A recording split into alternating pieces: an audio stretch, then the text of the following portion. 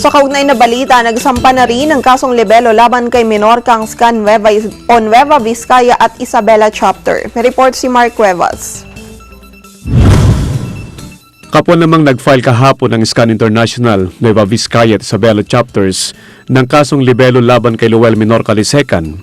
Sa Nueva Vizcaya, pinangunahan ni Jonathan Tamundong, Scan President, ang pagsasampa ng reklamo sa Office of the Provincial Prosecutor's Department of Justice sa Provincial Capital, Bayumbong, Nueva Vizcaya.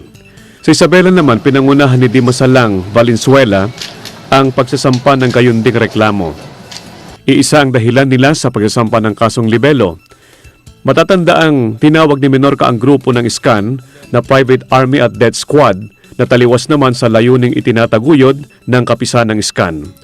Ang paninirang puri ni Menorca ay maaari kasing magdulot ng pagdududa sa kredibilidad ng Scan sa mabuting nilalayon nito.